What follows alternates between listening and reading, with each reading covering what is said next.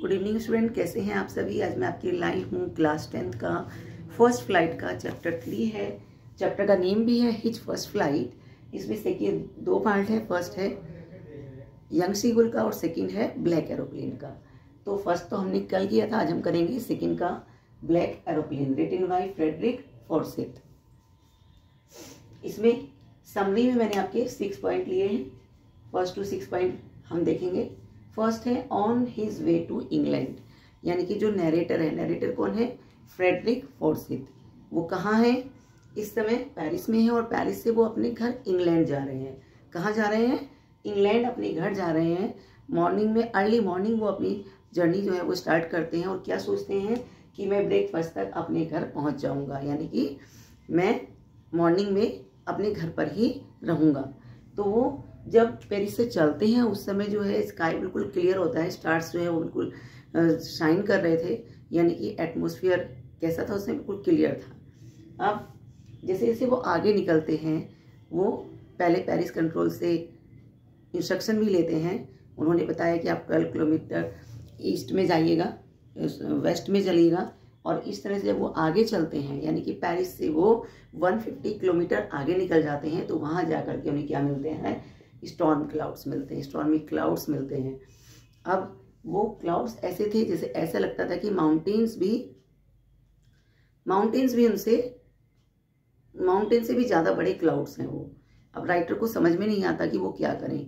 उस समय वो पेरिस कंट्रोल रूम से कांटेक्ट करने की कोशिश करते हैं, लेकिन उनके जो भी इंस्ट्रूमेंट होते हैं वो सब क्या हो जाते हैं, डेड हो जाते हैं। कंपास, रेडियो और जो भी इंस्ट्रूमेंट उसमें लगे हुए थे, इवन लाइट्स भी नहीं रहती हैं। वो अपना फ्यूल चेक करते हैं, वो भी बहुत कम है। वो सोचते हैं कि मैं वापस चला जाऊं, लेकिन इतना सफिशिएंट फ्यूल नहीं है कि वो वापस वहां तक जा सकें। तो वो सोचते रहते हैं कि क्या करूं मैं। एक बार को वो सोचते भी है कि मैं चलो देखता हूँ घर में पेरिस वापस चलूँ, लेकिन उनको अपने घर जाने की फीलिंग्स थी, तो वो वहाँ पर नहीं, वो वापस नहीं जाते हैं। अब है ब्लैक एरोप्लेन फॉर हेल्प। जब वो आगे चले गए, अब उनके पास पीछे जाने का भी कोई ऑप्शन नहीं था, तो वो यही सोच रहे थे कि मैं ऐसे क्या करूं। उनका प्लेन जो है ऐसे जिग-जैग चल रहा था, तो अचानक से कहीं से ब्लैक एरोप्लेन आता है और इतनी सीवियर डार्कनेस में भी उनको क्या दिखाई देता है, ब्लैक एरोप्लेन दिखाई दे जाता है। उसके अंदर बैठा हुआ पायलट दिखाई दे जाता है, और वो जब हाथ से उनको इशारा करता है फॉलो मी, वो सब चीज़ें उनको दिखाई देती हैं।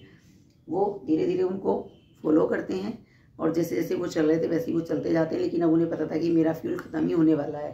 तो जैसे उनके माइंड में ये वाली बात आती है, तभी जो है वहाँ पर उनको नीचे उतरने का सिग्नल मिल जाता है। अब जब वो नीचे उतरते हैं तो उसी समय ब्लैक एरोप्लेन जब उनको दिखाई नहीं देता है, तो वो सोचते हैं कि शायद वो आगे निकल गया होगा, मेरे से पहले वो लैंड कर गया होगा। जब वो वहाँ रिसेप्शन पर उतरते हैं, उनको वहाँ कहीं भी नहीं दिखाई देता, तो वो रिसेप्शन पर जाकर के पूछते हैं कि अभी अभी जो मेरे आगे क्या था, लैंडेड सेफली। वो सेफली उतर जाते हैं। उसके बाद mystery about the black aeroplane. जब वो वहाँ पर उतरते हैं तो वो सोचते हैं कि मुझे उस पायलट को थैंक यू बोलना चाहिए जिसकी वजह से मैं सेफली लैंडेड किया हूँ। तो जैसे ही वो रिसेप्शन पर गए, वहाँ पर एक लेडी थी, उनसे उन्होंने पूछा कि वो जो ब्लैक एरोप्लेन मेरे आगे आगे आ रहा था, मुझे उनके पायलट से मिलना है।